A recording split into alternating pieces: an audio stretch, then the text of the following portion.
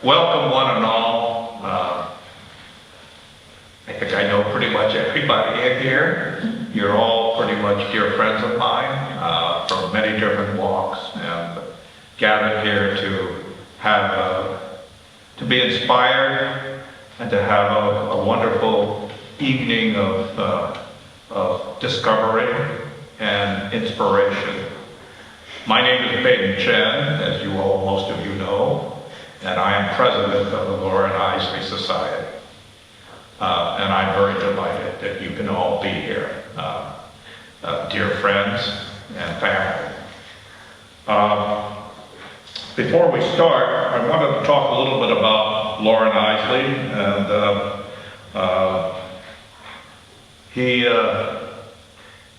he was born in 1907 in Lincoln, and what you will see are elements taken from early in his childhood to his growth and maturation as a paleontologist naturalist. And looking at the audience here, at each of you, many of whom I know very well, I'm struck by the fact that we have come from so many different backgrounds and places, professions. All these roads are intersecting at this moment in this wonderfully intimate hall. And one of Eiseley's introductory phrases, and please also, this is a gift of the Loren Eiseley Society for each of you for attending tonight. Please take a copy with you. We would be delighted if you would do so. And so, at the introduction to this book, there's a phrase. We have all joined a caravan, you might say, at a certain point. And we will travel as far as we can see. But we cannot in one lifetime see all that we wish to see or learn all that we hunger to know.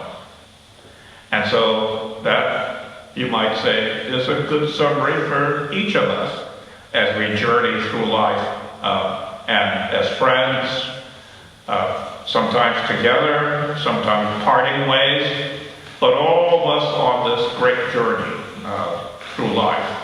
I feel privileged to have encountered both John Cimino and Jon Klibonoff. I feel very, very honored that they are become such good friends, and to learn about their lives.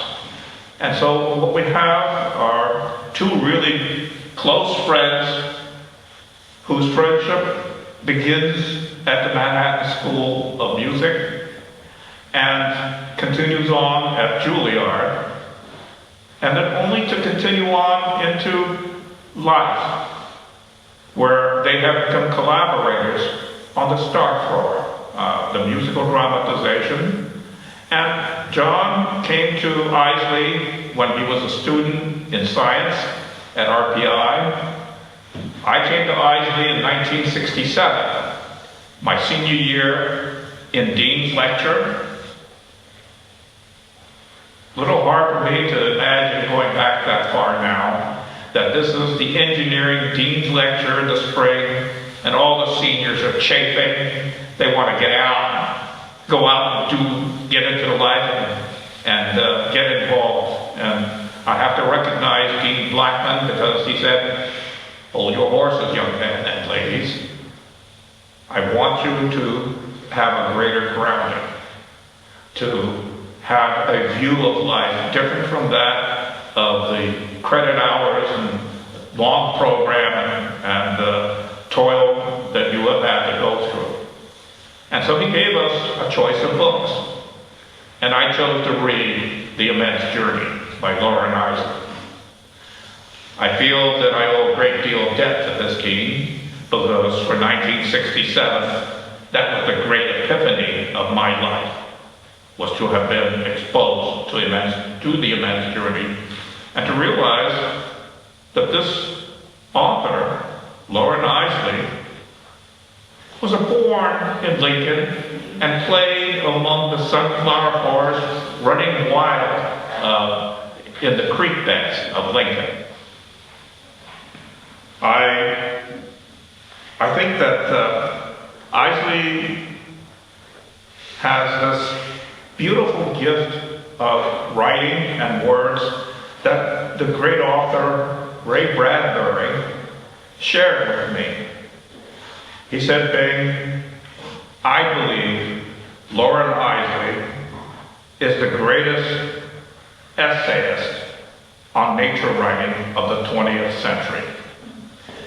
I discovered him reading his essay, The Fire Ants, and wrote him and asked Eiseley, you have a God-given talent. Write something. More than one essay. And he did. He wrote The Immense Journey, which I found on a plane ride back from Boston, where I attended a cocktail party in Howard Square, where the topic of conversation was nature writing. And the group was twittering about how wonderful Henry David Thoreau was. And I hazarded, when they were done gushing about Thoreau, I said, has anybody ever heard of Loren Eiseley? And they all stopped and looked at me and said, well, of course we've heard of Eiseley. I said, do you happen to know that he is from Lincoln, Nebraska? And one of them quipped to me in a way that I have never forgotten. Well, Eiseley may be from Lincoln, Nebraska, but we know they are better here in Cambridge than you people from Nebraska. And I kind of took that, didn't know how to take that, so on the plane back to Omaha, I happened to have a copy of the New York Times book review, and in it said, here is our list of the 100 greatest and most influential books of the 20th century. And I'm going down the list, not thinking much. I figured someone like Willa Cather might make it. And there, Loren Eiseley, The Immense Journey. And I was stunned when I saw that, in a way, and then very pleased that I found this. I would like to share a few quotes with you as we prepare for this evening's presentation by the two Johns. My sons all know this quote as well by heart and probably can recite it with me. Man would not be man if his dreams did not exceed his grasp. If I term humanity a slime mold organism, it is because his present environment suggests it. If I remember the sunflower forest, it is because from its hidden reaches man first arose. The green forest is his sacred center, and in moments of sanity, he must still seek refuge there.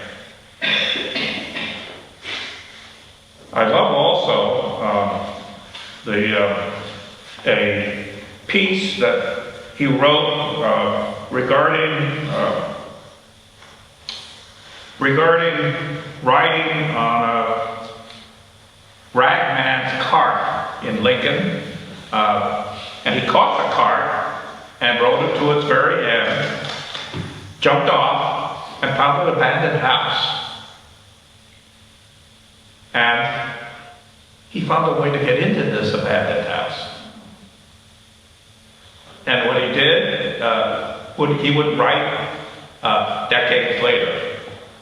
As a boy, I once rolled dice in an empty house, playing against myself. I suppose I was afraid. It was twilight. And I forgot who won. I was too young to have known that that old, empty, abandoned house that I played in was the universe. I would play for mankind more fiercely if the years would take me back. And so there's a certain power in his words that just struck me and continue to strike me with a freshness every time I read this passage. And then the very end of the book I want to share with you is a chapter that deals with what he calls the last magician. Today, man's mounting numbers and his technological power to pollute his environment reveal a single demanding necessity. The necessity for him consciously to re-enter and preserve for his own safety the old world from which he originally emerged. His second world, drawn from his own brain, has brought him far, but it cannot take him out of nature, nor can he live by escaping into his second world alone. He must now incorporate from the wisdom of the axial thinkers an ethic not alone directed towards his fellows, but extended to the living world around him. He must make by way of his cultural world an actual conscious re-entry into the sunflower forest he had thought merely to exploit or abandon. He must do this in order to survive. If he succeeds, he will perhaps have created a third world which combines elements of the original two and which would bring closer the responsibilities and nobleness of character envisioned by the actual thinkers, which may be acclaimed to be the creators, if not of man, then of a soul. They expressed in pre-scientific era man's hunger to transcend his own image. A hunger not entirely submerged even beneath the formidable weaponry and technological triumphs of the present.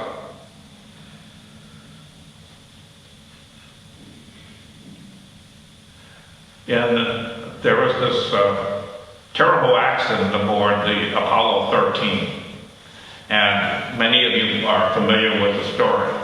The astronauts, in their desperation, realizing they were in peril of dying and perishing in the Apollo 13, wanted nothing else except to make it back to Earth, even if they were burned to cinders. And so this effort is the very last paragraph of The Invisible Pyramid. When mankind traveled, wandered through briars and along windy precipices, it was thought well, when encountering comets or fire drakes, to pronounce the name of God with a clear voice. This act was performed once more by many millions when the wounded Apollo 13 swerved homeward, her desperate crew intent, if nothing else availed, upon their leaving their ashes on the winds of earth. A love for earth, almost forgotten in man's roving mind, had momentarily reasserted its mastery. A love of the green meadows we have so long taken for granted and desecrated to our cost. Man was born and took shape among earth's leafy shadows. The most poignant thing the astronauts had revealed in their extremity was the nostalgic call, still faintly ringing on the winds from the sunflower forest. And so Eiseley presents a guide map to all of humanity. And in this evening, John Cimino and Jon Klibonoff will present another manifestation, another way of looking at the star thrower, which I think will enrich each and every one of you. And it is with the greatest pleasure now that I introduce John Cimino and Jon Klibonoff.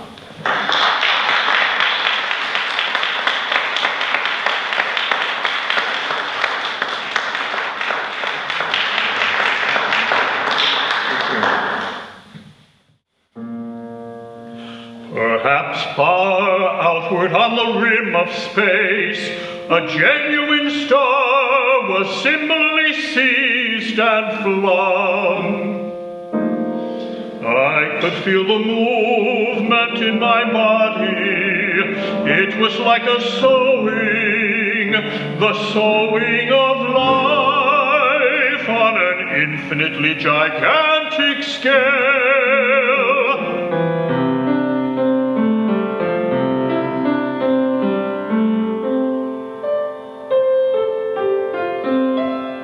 I could have thrown in a frenzy of joy, but I set my shoulders and cast, as the thrower in the rainbow cast, slowly, deliberately, and well.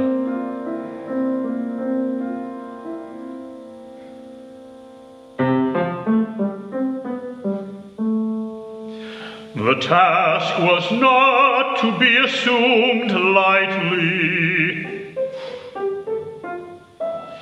for it was man as well as starfish that we sought to save.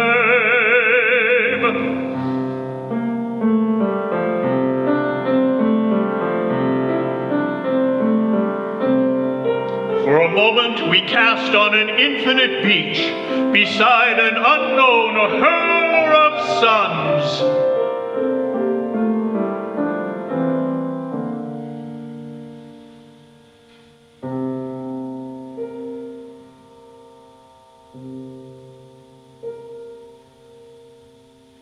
I understand.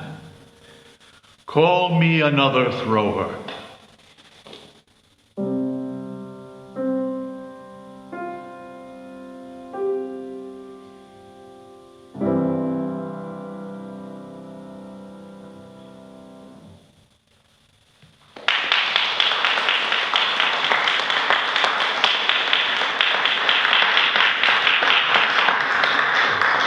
Thank you. So glad to see all of you. I'm grateful that you're here, and I want to thank my friend Bing Chen for orchestrating so much of what has happened for us since we arrived last Wednesday. And this is our high point. A question for you. I'd love to hear some of your thoughts and your words. Eiseley is a special human being. What is there about his writing or any particular thing you may have read of his that to you is special, precious, important? Anybody in a few of your own words? Yes. I think it's just how he just, brings the natural world to humanity and kind of come together about all life is life, and whether it's an animal or plant or human being, they all have to live together, right? Absolutely. Someone said, we are of nature, not above nature. You hit the nail on the head. Someone else, another thought of your own. Yes. Well, I'll suggest something.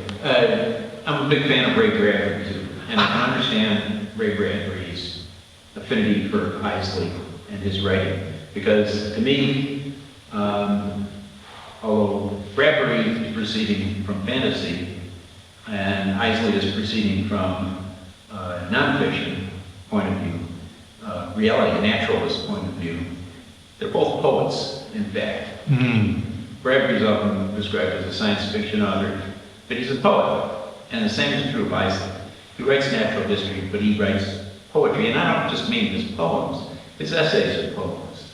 Yes. And the reason is that I say that is because I think his words and his construction of his stories are evocative of things that we all share in our experiences in life.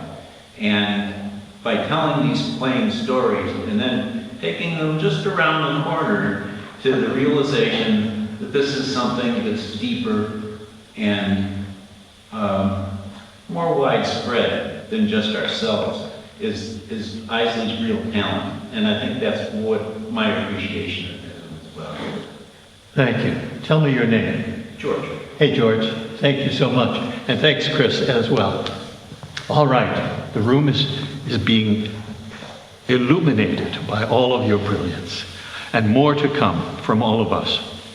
So let's reflect on the couple of sentences that I sang, excerpted from our Star Thrower opera or musical dramatization. They come from smack in the middle of it, not at the beginning. I'm going to see if I can recall those words. He says, "Perhaps far outward on the rim of space, a genuine star was similarly seized and flung." The first word, perhaps, a speculation. He doesn't know for sure, but he's extending the reach of his imagination to suppose that it might be, to give that idea life and penetrating power for the rest of us. And then he says, the task was not to be assumed lightly. The task, well, he goes from speculation to giving himself a job, giving himself an assignment, being a man of action, a human being who chooses to do something about what he observes and what he imagines. The task was not to be assumed lightly, for it was men, all mankind, as well as starfish, that we sought to save, to rescue the way he rescued the starfish stranded on the shore and hurled them back into the sea to continue their lives with a fresh beginning. The invitation is for us to make the connection between starfish in need of rescue and our fellow human beings in need of rescue as we encounter them abandoned and struggling on some shore. And that's also part of Eiseley's challenge and the richness of his poetic view and poetic form of expression. I'll put this guy back right here. And let's see where the slides take us. Oh, good. This is one of a few slides that were shown when the opera, The Star Thrower, was first premiered in Greensboro, North Carolina, at the Center for Creative Leadership in 1992, 33 years ago. 33 years ago. The opportunity came to me to collaborate with friends at this great institute, the Center for Creative Leadership, to create something that they could make the centerpiece of an international conference for scholars, experts on creativity and innovation. They had experienced something else that John and I had created some years before that, called a concert of ideas, and if that sounds fascinating, it is, but I'll tell you about it another time.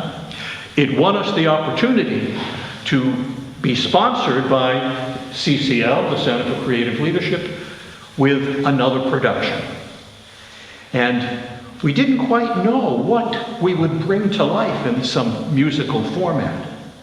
And after the discussions and the conclusion that yes, they would put sponsorship toward this, one of my friends there drove me back to the Greensboro airport and said, "You know, John, there's this story that I've been fascinated with, and I've occasionally shared it as a leadership parable with some of my colleagues." He said, "Look for it on the back seat of my car." So I fidgeted around and found this one-page summary, and I looked at it, and I was astonished. It was a summary of this star thrower story, the little parable of the starfish thrower who rescues these starfish. And then I said to my friend Stan, "You're not going to believe this." And then I opened the briefcase that was on my lap, and in that briefcase was this book, Eiseley's Star Thrower collection, including the Star Thrower essay. We thought this is just too great a coincidence to overlook. Without question, we are going to transform Eiseley's Star Thrower essay into an opera or musical dramatization. This was the very book. Before commencing this work, I thought it appropriate to reach out to some Loren Eiseley publishing firm. It turned out to be the Loren Eiseley family estate. And they granted the permission back in 1992, and we proceeded. And you can see my friends and collaborators, including Dunn, the wonderful choreographer from New York City, who played the role of the Star Thrower. Not because he was a singer or an actor. He was neither of those. But because he was a dancer and choreographer. And when I asked him to demonstrate how the star throwing act might become something in the hands and body of a dancer, he did something like this, but much, much better. He picked it up, looked at it, and turned his body and did kind of a discus motion, whoosh, and hurled it out. A little later this evening, you're going to see video footage from 1992 of Douglas and his dancing partner, the Rainbow. Maybe you're acquainted enough with the story of the Star Thrower that whenever Eiseley, in his beachcombing mode, encountered this starfish thrower, behind him was a gorgeous rainbow arcing from the sea up into the sky. And thinking as creatively as I could, because our story only had two characters, right? Loren Eiseley and the Star Thrower. How can I write an opera with just two characters? There was a third character, the Rainbow.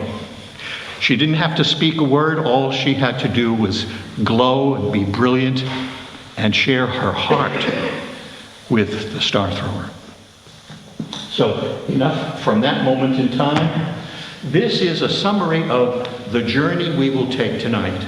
No need to pay attention to any of the details, but to know that off to one side, I'm going to be telling you the story, as I've already begun to do, of how the essay became an opera. A little bit behind the scenes of how we created the text, how we changed the text into music, and so on. And simultaneously, the other column, as you recall the essay itself, Loren begins the essay in a very gloomy state of mind. And after and through his encounter with the starfish thrower on the beach, some transformation begins to take hold and moves him toward a redefining of himself, moves him toward elation and joy and personal fulfillment. Quite a journey. So we're going to track that, at least in part, through the music that you'll hear tonight. So Bing has already shared Loren's scientific credentials and his many awards as a writer. I think you also shared, or perhaps you thought you might share, this. This is the fossil that Loren and his team uncovered in the western part of Nebraska, not too far from Chimney Rock and Black Hanks Canyon. Did I get that right? Okay, so this is it. And it is, artists reconstructed what this might have looked like. This is actually, here's the front end of a saber-toothed cat that has been biting into the shoulder of another one. And his fanged teeth went so deep he could not extract them. And the two saber-tooths perished together. Neither one survived the experience. And Eiseley found this, reconstructed what must have happened, as I've endeavored to do, and artists have preserved this in many forms. The other is a picture of a fox, a young fox. Have any of you read Loren's essay about a young fox? I invite you to do so. It's tremendously endearing. The kernel of that story is late one night, Eiseley is out camping in the wilderness doing his anthropological and archaeological work. And after midnight, just as his campfire was about to go out, he hears some motion approaching his little campsite. And it turned out to be this baby fox. And the baby fox would take a few steps forward and then hesitate and look at Eiseley. And in the mouth of this little fox was an old petrified chicken bone. And the little fox would move its head like this and wiggle its bum, and it was adorable. And Eiseley got down on his own fours and invited the little critter to come closer. And he describes the little wrestling match he had with this baby fox as 2 or 3 of the most precious moments of his entire life.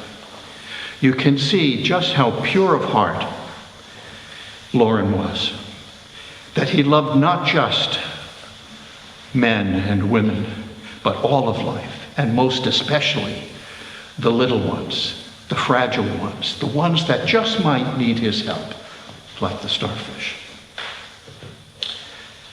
Gail Christensen, Eiseley's biographer, knowing of Eiseley's affection for the little fox and of Eiseley's reference to himself as a fox at the wood's edge. And what does that mean? Well, he explains it this way: I'm curious to see everything I can possibly see, but I'm also shy. I'm a little afraid to step out into the world of other creatures, and so I observe from the wood's edge. The biography was then entitled Fox at the Wood's Edge. Now, that's beautiful, but I have to tell you, the magic of this image of the fox at Eiseley goes several steps beyond that, and I'm going to share one little item more. The first time I spoke with Bing Chen, nearly 5 years ago, in a telephone call, I was sharing with him the history that we had indeed set one of Eiseley's essays into music.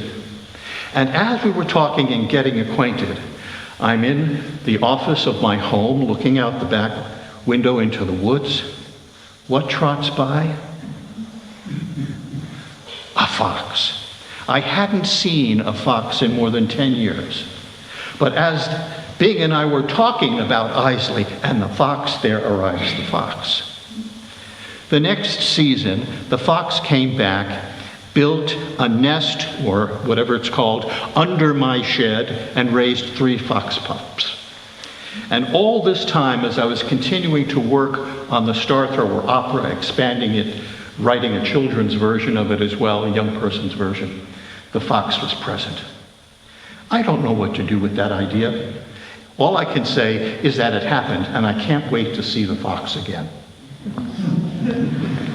In another of Eiseley's essays, he makes reference to his parents and gives us a little sense of his childhood experience here in Nebraska and his relationship with both his mother and father. And I'm going to share an experience he had with his dad, which he said is also one of the high points of his life.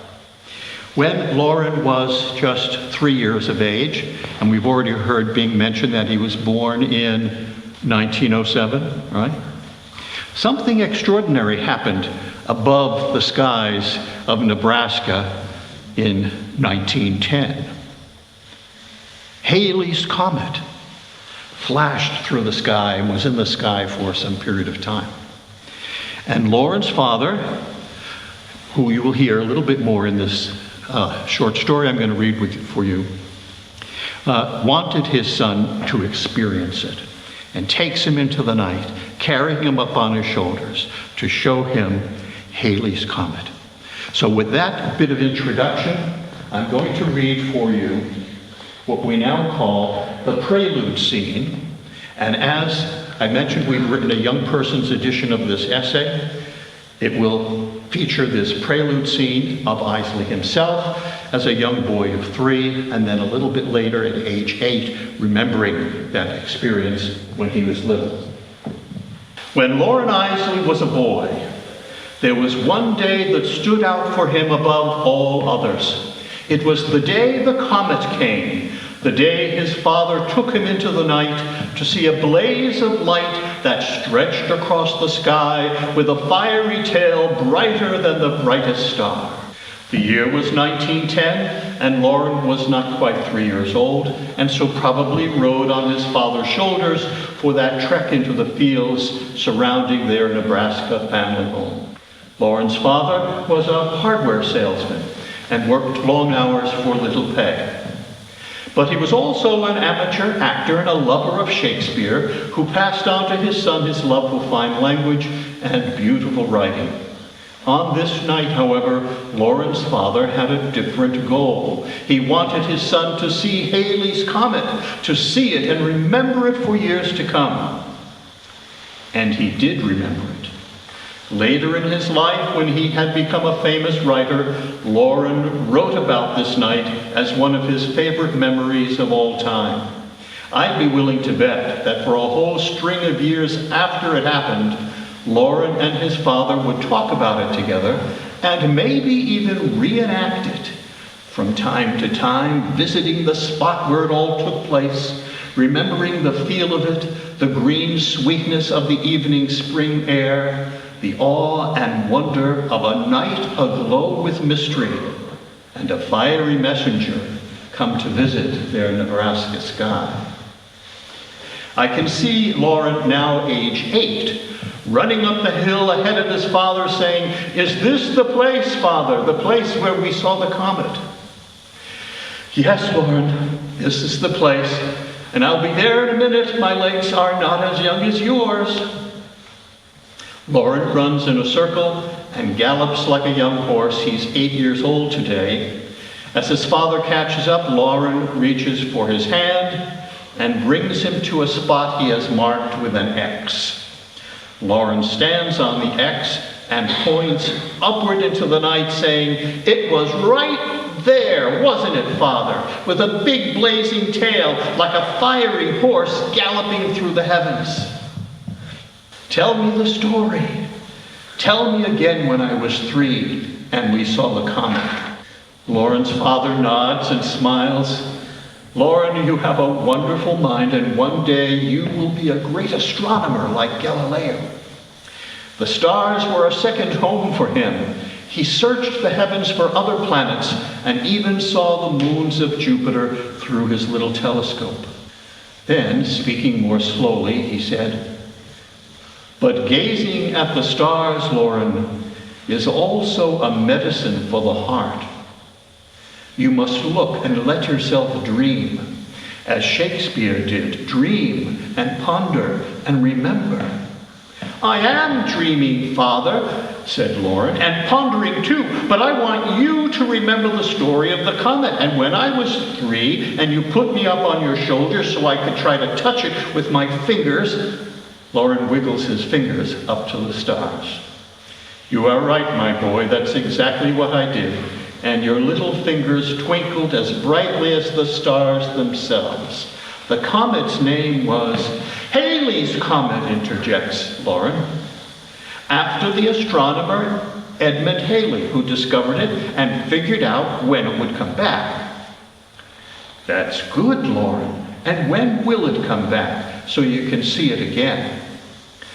"Well, the encyclopedia said it comes back every 75 or 76 years. I'll be really old." "Well, I pray you'll make it, and you'll think back and remember the first time you saw it right here with me."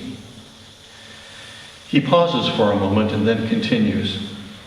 "You know, people used to think that stars and comets controlled your luck, or how good or how bad you turn out to be. They would say, 'Thank your lucky stars,' if something good happened, and blame the stars when things went differently from their own liking." Then, lifting his voice to speak with a special reverence, he said, "It is not in the stars to hold our destiny, Loren, but in ourselves." "Is that your friend, Mr. Shakespeare, Father?" "Yes, my boy, Mr. Shakespeare, indeed. And you know what else he said? And I'm sure he must have been thinking of a boy just like you. He said, turn him into stars, and form a constellation of his image.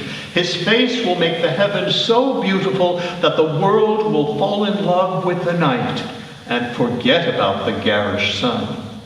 And he reaches for Loren, tickling his ribs, and makes him laugh. The two stargazers settle down together in the grass and peer quietly into the heavens as their thoughts carry them upward. From time to time, one or the other points to a particular star or constellation of stars, and you can barely hear their subdued voices as they nod and lean into one another comfortably, with an occasional wiggle of excitement from Loren's fast-running legs. After a few minutes, Loren's father says warmly, "Time to head back, Loren. Your mother will be worried and we don't want to upset her." "But Father, I've been wondering, do you think old Mr. Shakespeare or Galileo knew how the stars and comets got flung up there in the first place? Flinging stars and comets everywhere in the universe must have been hard work, even for, well, you know, God." "Hard work for sure, Loren, but maybe fun too." "I like that," said Loren. And in a flash, Loren is up on his feet, galloping ahead of his father, who pauses for a moment to look upwards once more, upwards and all around him. And with arms upstretched, in a calm and quiet voice, he sings, "O stars, within my heart." And holding that upward gesture, his voice tapers to starlit silence as he appears to be completing a prayer quietly to himself. Then lowering his arms and looking squarely to the horizon, he says firmly, "The fault, dear Brutus, is not in our stars, but in ourselves." Just then, Loren's voice can be heard. "Hurry up, Father, I can see the light from our house. I'm almost home." Thank you.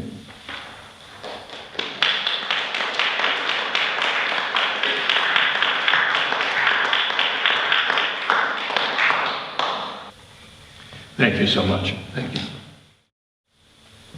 I want to focus just briefly on one of the items on that list, and that is in connection with the title, The Immense Journey. Bing has already spoken of it, at least metaphorically, that it is the journey that each one of us takes through life as we encounter the unknown, as we acquire opportunities to learn, meet the new, the unexpected. But it is also the journey of our origins, how we may have begun biologically, molecularly, moving into life forms of increasing complexity and increasing capability, indeed increasing consciousness. That too is an immense journey. And Loren's hope is that that journey is still, at least in part, still ahead of us, that there is much more that we can still become. And that this movement toward greater consciousness might also include greater hope, greater pity, compassion, and a capacity for action. The task must not be assumed lightly. That too is the immense journey. If we look to the very beginning of the Star Thrower essay, it begins very soberly. And I mentioned that it had a kind of a gloomy beginning. Prepare yourself. The next couple of minutes are going to get gloomy. "Before I begin my story, I must tell you that for months on end, I have carried in my mind this haunting image of an eye glaring in a skull. It was a cold, world-shriveling eye, a kind of search beam revolving endlessly in sunless noonday and black night. Devoid of pity, it measured mercilessly the illusions through which mankind has painfully made his way. With such an eye, some have said science looks on the world. I do not know. There's the image that my young colleagues, 2 illustrators, have created in response to Loren's description. A skull with a light beam projecting from its eye, a cold, analytical eye, haunting him. But he knew that the eye of science was more than cold analysis, something much greater. And he was seeking to feel that again, rediscover it again. And so in a moment, I'm going to share with you one of the next musical components, or aria as we call it in the opera world. And it is entitled, Nothing Screams But the Gulls. We have 2 pictures that have been created to begin to bring that to life. So Loren gets up early, takes his first stroll out onto the beach of this island that he has gone to for rest and relaxation. He calls the island Costabel. Costabel. Chris and I were talking about this the other night, and we've pretty much come to the conclusion that he was on Sanibel or Captiva, and when he had this vision, and decided to create a fictional name somewhat resembling the other 2, Costabel. So Loren is walking the beach that very early morning, and the first thing he notices is that the sea, the ocean, has hurled up onto the beach any number of living shells and starfish. He says the sea rejects its offspring. Oh, what an unfortunate thing. And he says, those that may survive the heat of the sun may get torn to shreds by the seagulls, or collected by the shell gatherers, who will bring them to the kettles where the life will be boiled out of them to make them more commercially available to the buying public. A gloomy beginning for Loren, who's trying to find this emotional, inspirational connection with nature. And here the sea and all of these other factors seem to be conspiring against that hope. Okay, let's see if we can perform this piece now. Loren's morning walk, nothing screams but the gulls.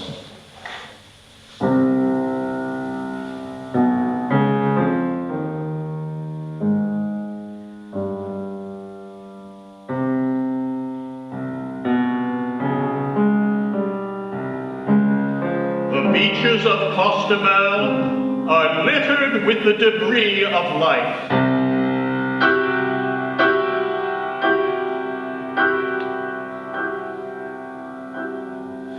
Shells cast off, hermit crabs cast naked ashore, gulls waiting to cut them to pieces.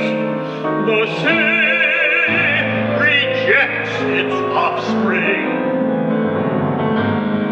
Nothing screams but the gulls.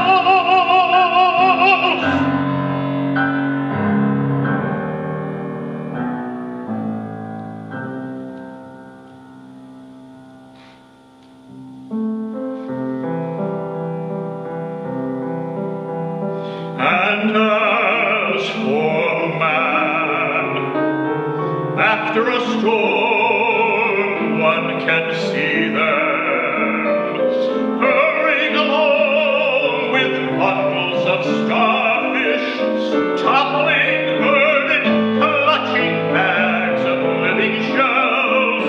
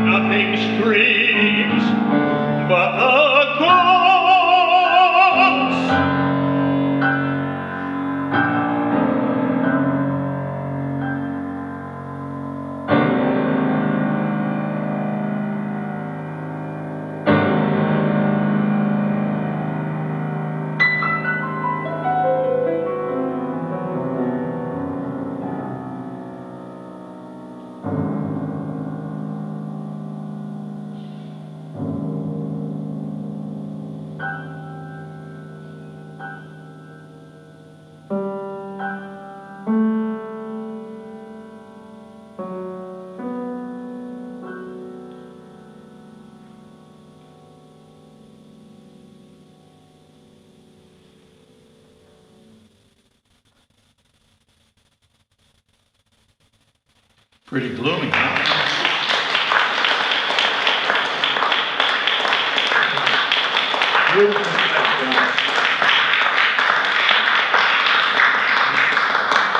I can't tell you how much joy has passed through us as we've endeavored to capture these moments, however gloomy, to just inhabit them and bring them to life.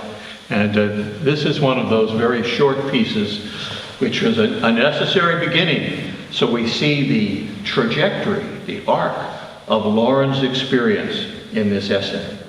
Ah, yes. This is what my desk looked like as we were pondering what kind of illustrations might we bring with us.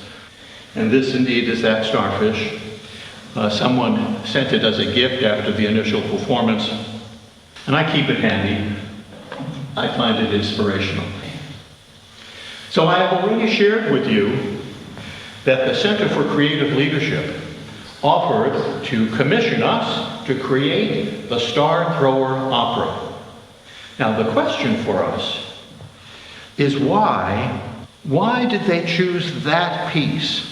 What is there about leadership or creativity embedded in this story that might be a lesson for leaders in business, in the world affairs, in the lives of all of us?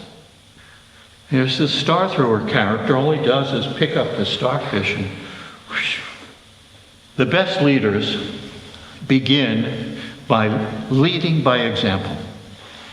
And the starfish thrower of Costabel did not offer a sermon or a lecture to Loren as he encountered him. And we'll hear that conversation very shortly. He simply showed him what he was doing. And then he said, "The stars throw well. One can help them." In total, this star thrower character spoke 27 words, Loren about 3,000. And yet, this star thrower character changed Loren's life and is a gift to all of us as we continue to define who we are by our actions. Ah, there it is. We come to these 27 words. Yes, these are the 2 or 3 pages of Loren's essay, which comprise what I call the parable, the conversation between Loren and this starfish gatherer. So I'll read it. And as we get to each point where the star thrower character is speaking, speak his words along with me, or at least in your mind. Let's give that a try. Ahead of me, over a projecting point, a gigantic rainbow of incredible perfection had sprung shimmering into existence. Somewhere towards its foot, I discerned a human figure standing, as it seemed to me, within the rainbow, though unconscious of his position. He was gazing fixedly at something in the sand. Eventually, he stooped and flung the object beyond the breaking surf. I labored towards him over a half-mile of uncertain footing. By the time I reached him, the rainbow had receded ahead of us. But something of its color still ran hastily in many changing lights across his features. He was starting to kneel again.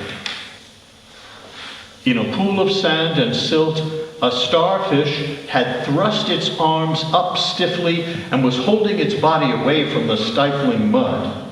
"It's still alive," I ventured. "Yes," he said, and with a quick yet gentle movement, he picked up the star and spun it over my head and far out into the sea. It sank in a burst of spume and the waters roared once more. "It may live," he said, "if the offshore pull is strong enough." He spoke gently, and across his bronzed, worn face, the light still came and went in subtly altering colors. "There are not many come this far," I said, groping in a sudden embarrassment for words. "Do you collect?"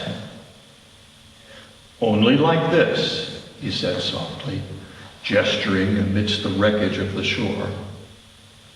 And only for the living. He stooped again, oblivious of my curiosity, and skipped another star neatly across the water. The stars throw well. One can help them. He looked full at me with a faint question kindling in his eyes, which seemed to take on the far depth of the sea. I do not collect, I said uncomfortably, the wind beating at my garments, neither the living nor the dead. I gave it up a long time ago. Death is the only successful collector. I nodded and walked away, leaving him there upon the dune with that great rainbow ranging up the sky behind him. I turned as I neared a bend in the coast and saw him toss another star, skimming it skillfully far out over the ravening and tumultuous water. For a moment, in the changing light, the sower appeared magnified, as though casting larger stars upon some greater sea.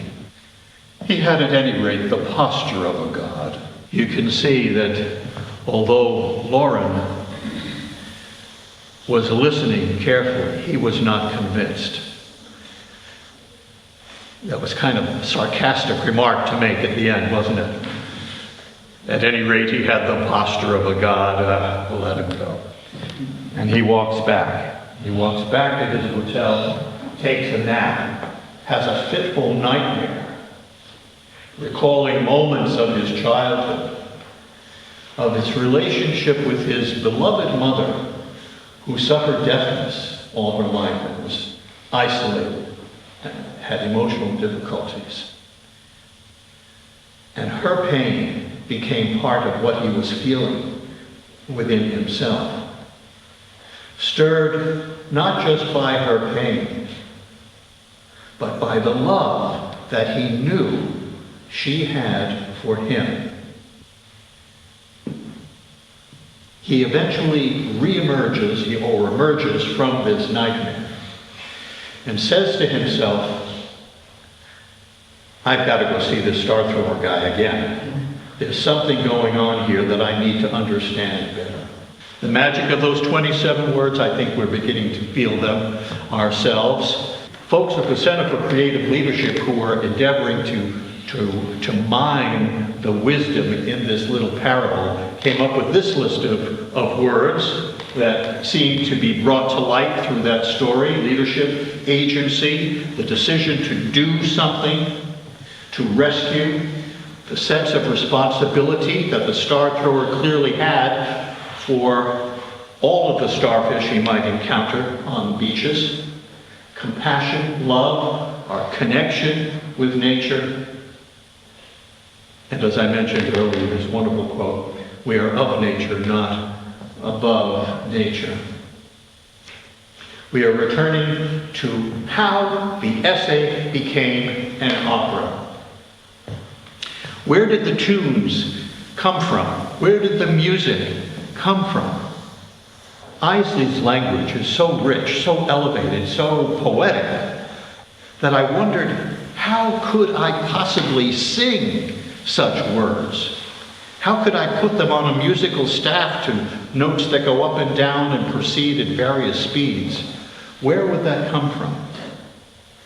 At first I thought I would have to simplify his language and wrote a sketch of an aria, a song, using my own words as substitutes for Loren's.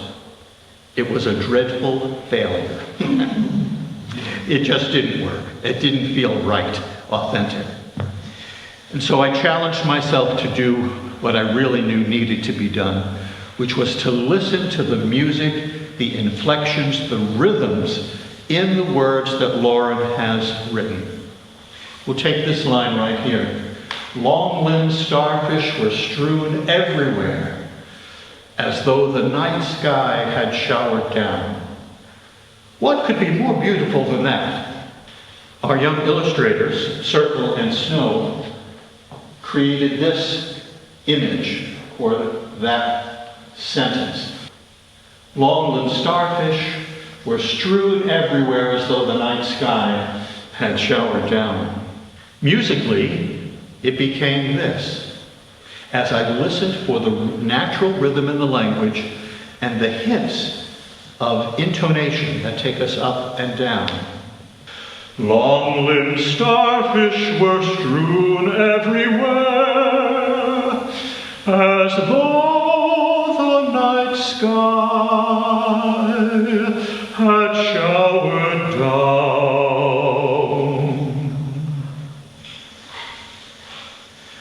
Now the truth is, I don't know where that came from. All I can say is it was inspired by endeavoring to listen to the music in Loren's own language. And with the help of my colleague there, we can translate all of these tunes into music, dots and such on paper, and something for an orchestra to play and performers to share. More about our creative process. The concept was to find the drama, the story, in the essay. We know, because of Loren's gift for writing, that he takes us on a journey. Something is happening and transforming every step of the way, including his own thought process. And so we needed to name some characters. And he makes a big deal about this island he names Costabel. He says it's a kind of tropical island, a vacation place. It has all the right trimmings, except there's something not quite right about it. Mysterious, sinister, menacing. And this troubled him. It felt like he was pulled toward this shipwrecked island, as he called it, because he was in a shipwrecked frame of mind. And so John and I wanted to give the island its own musical theme. At first, the beauty of its tropical qualities. Let's see what you have for that one, John.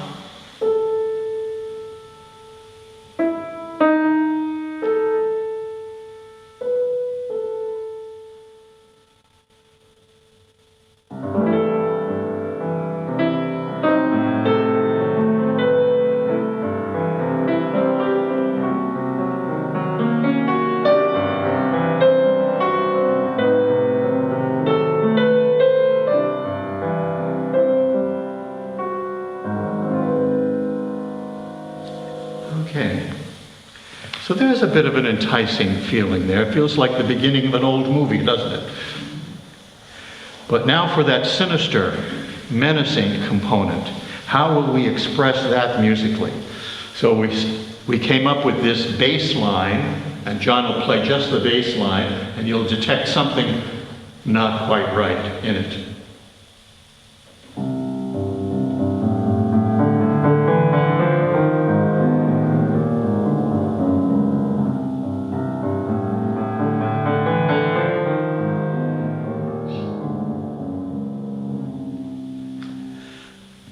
So then, the idea is to put the two together, because Costabel was both beautiful, mysterious, and not quite right.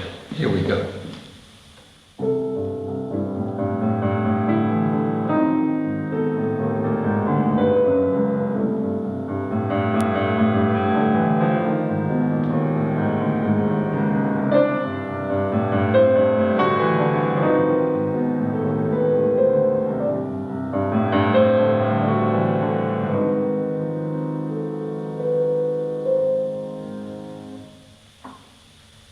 Okay, you're beginning to see our method as we approach this. The next character, of course, is the star thrower. We wanted him to have his own particular musical theme. And what do we know about this character? He's a person who chooses to act. He's got a set of values that are clear to him, and he takes action. Let's see if we capture some of that.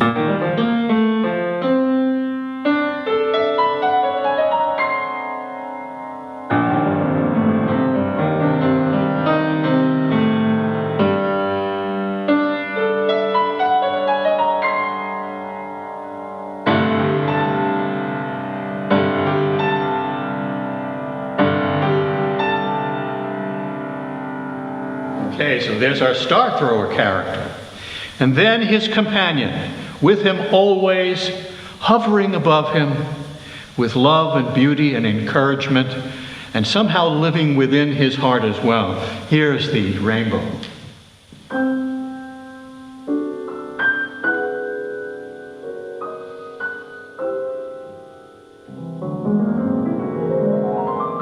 One more time, Charlie.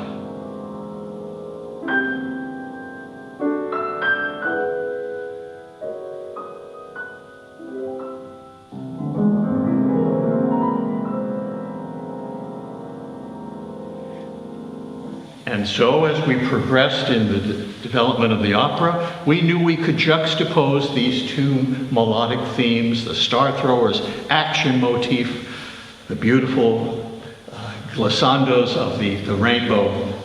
And now we come to the shell gatherers. Now, we've already described the shell gatherers from Eiseley's perspective in that morning walk. He doesn't like them very much.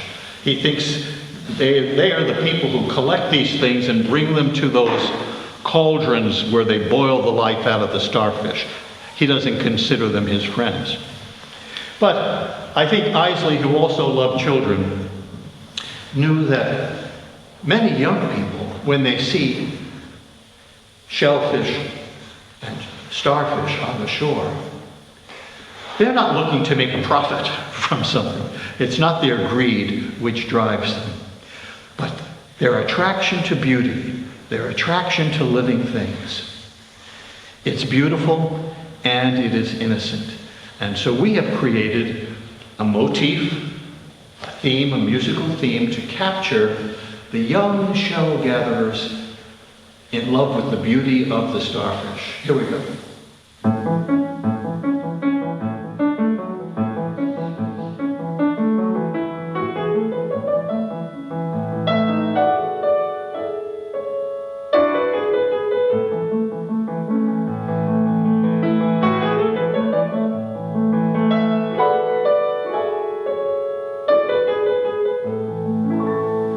And this becomes a song, becomes a little ballet, and we can see these beautiful young people in love with the beauty of nature. We're going to move to these other themes by sharing not just a snippet of the melody, but we're going to perform some longer pieces for you. Yes, this is the picture of the island of Costabel, which you saw in a smaller version just a few minutes ago. Another effort at creating visuals. You can see in the text that I photographed certain phrases that I have already excerpted into the opera. Costabel, okay. Here's this island which embodies Loren's personal turmoil, his argument with his profession that has this cold, analytical eye, his concern that this place, Costabel, brings out not the best in him, but perhaps the worst. He says, upon this shore, meaning has ceased. Yours is a trickster universe without hope or pity. Now, this piece is designed in two parts, and I'm going to bring each part up on the screen, and we'll look it over together, and then we'll perform that part, look at the second part, and do that as well. Here we are. Okay, let's take a look at these words. But the star thrower is a man, and death is running more fleet than he along every sea beach in the world.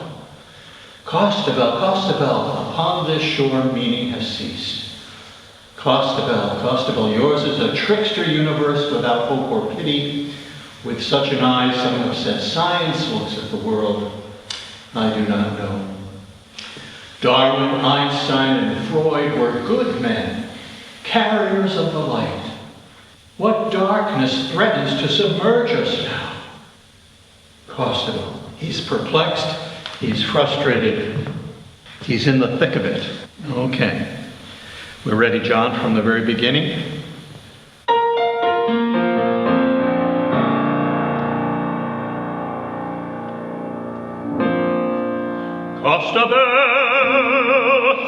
Costabel, upon this shore meaning has ceased.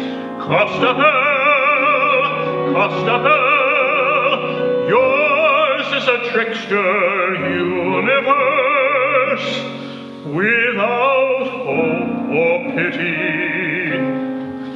With such an eye, some have said science looks at the world.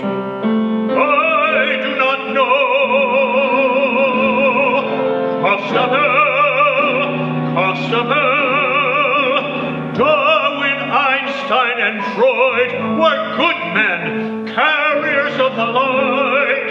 What darkness threatens to submerge us now? Costabel.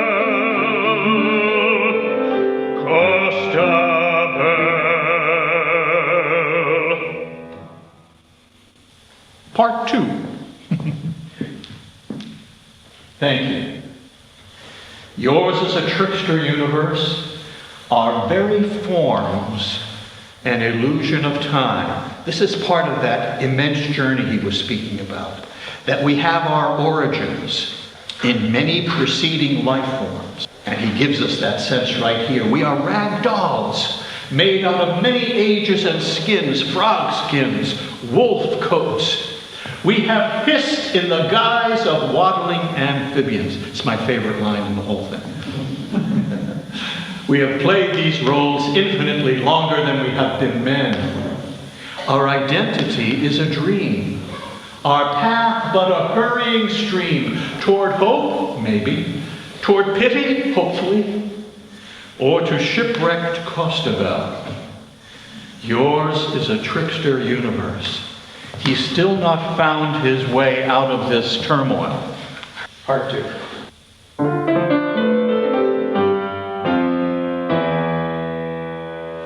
Yours is a trickster universe, our very forms an illusion of time. We are rag dolls made out of many ages and skins, frog skins, wolf coats. We have hissed in the guise of waddling amphibians. We have played these roles infinitely longer than we have been men.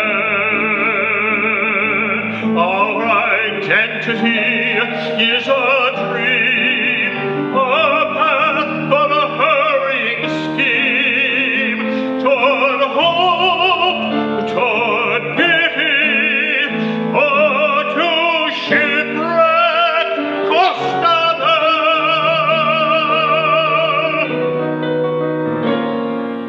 Yours is a trickster universe.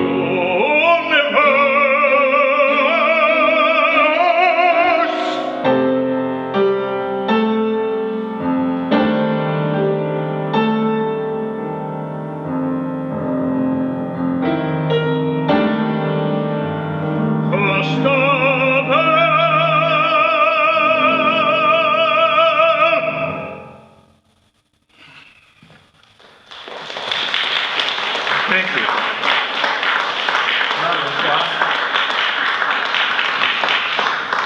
Costabel is a mouthful, that's for sure. Okay.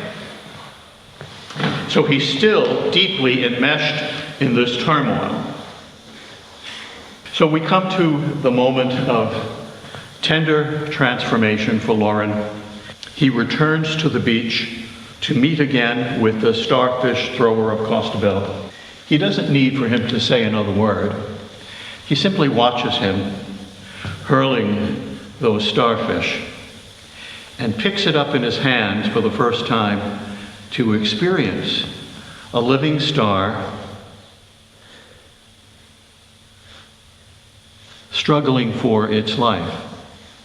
And he feels the little tube feet of the starfish tickling his palm. Those little tube feet are the means of propulsion or walking upon the cool, hard sand. But when they get stuck in the soft, fluffy sand, they're gone. And this is why the star thrower is there, to help those that are still living and have an opportunity for a continued life, to be able to do this incredible gesture and hurl it out. I'm going to hurl this one to you. All right, good catch. And so it has an opportunity to live.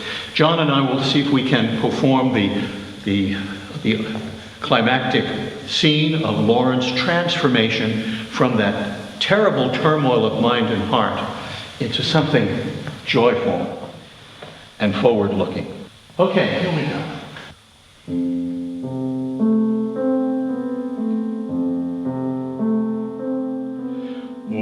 Oh star within my hand, your 2 feet venture timidly among my fingers. How like a true star you cry soundlessly for life.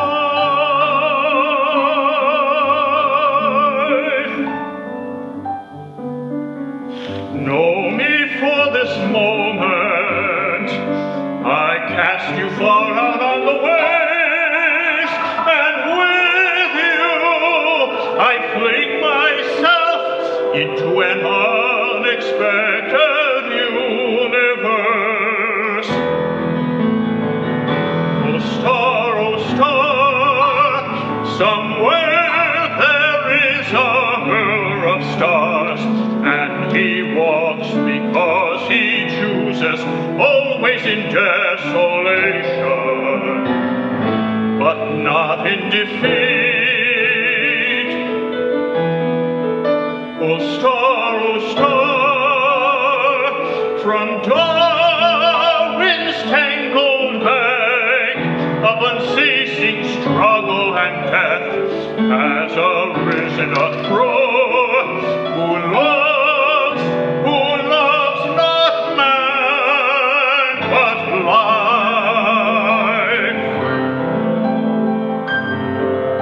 Oh star, oh star, oh star, oh star, oh star, live.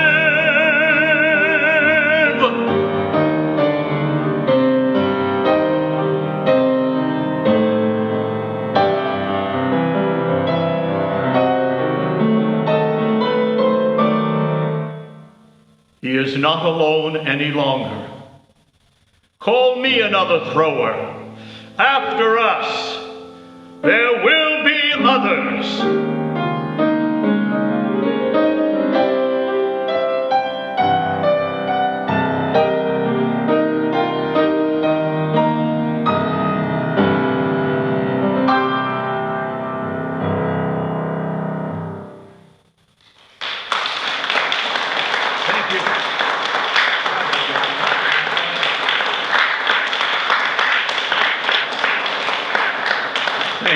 Thank you for your kind reception. Thank you for spending this hour plus with us and immersing yourself in the genius of Loren Eiseley and all the fun that John and I, my other colleagues, have had, adding our own 2 cents and allowing it to pass through us in such a profound way that it became music and gives us the opportunity to share it with you in a new and hopefully refreshing way. We are producing a book for younger readers. Eiseley's essay of 16 pages is full of eloquence and very high language, let's refer to it that way for a moment. And for 12 years old might be a bit difficult to move through. And so I have created a young person's reader's version of the essay. And we're going to use the illustrations that you've seen here, plus others, to illustrate that book and make that available to children of school age as their introduction to Loren Eiseley and the Star Thrower story. It will also be featured as the educational outreach when we bring the full opera production back here to Omaha and to Eiseley's other hometown in the later part of his life, which was Philadelphia at UPenn, where he spent the last 30 years as a professor and writer. We've already begun discussions with them of the possibility of bringing their own Loren Eiseley to life once again, to speak these messages of warmth, compassion, and the responsibility we have to other life forms on our planet at a moment when so much is at risk. So I'll stop there, and thank you, and let me thank both Wyndham and Jesse, our stage crew here, for making all this possible this evening.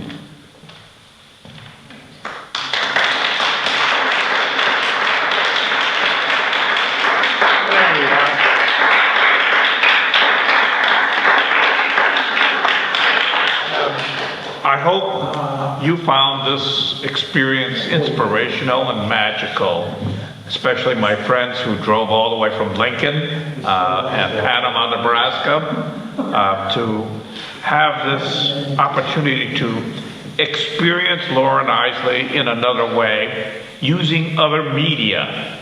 And this is what I call the powerful method of conveying the star thrower in another format, which I think adds another layer of depth and meaning, because now you are experiencing it as the genius of John Cimino and Jon Klibonoff have expressed it.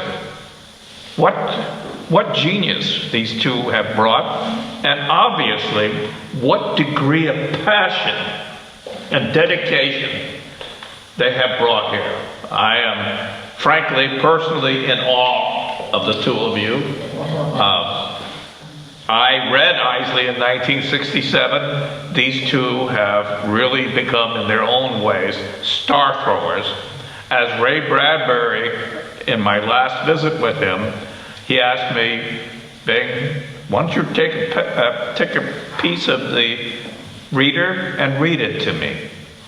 And so I read the last chapter from the reader, the last essay, and the very last words is, man must be his own last magician.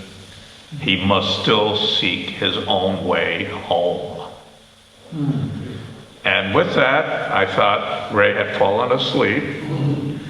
And as I got up to leave him, all of a sudden, his hand, very powerful man, reached out and grabbed my wrist, and he looked at me, and he said, Bing, please don't forget, you have to get Eiseley's words out. Our times are perilous, and you have to be the carrier of this torch. And I said, I promise I will do what I can, Ray. And that was the last time I saw him, because he passed several months later. And I thought, what a wonderful man Ray Bradbury is and was. And to have discovered Loren Eiseley early in his writing career, and to, at his first public talks, Eiseley's reading from a text, and Ray Bradbury goes charging up onto the stage, rips the notes from his hand, and throws them off. They said, no, you wrote these words. Speak from your heart. And from that point on, Loren Eiseley never read another text when he gave public talks. Ray Bradbury was his muse and his mentor. And I felt also privileged to have gotten to know Ray in the latter stages of his life, and to ask him, could you write the foreword to this book, which he had graciously done, and which you now have his words. As he talks, Loren, you didn't have any children of your own, but you have many children now, all of humanity. So, thank you all for coming, my dear friends, and again, to John and John,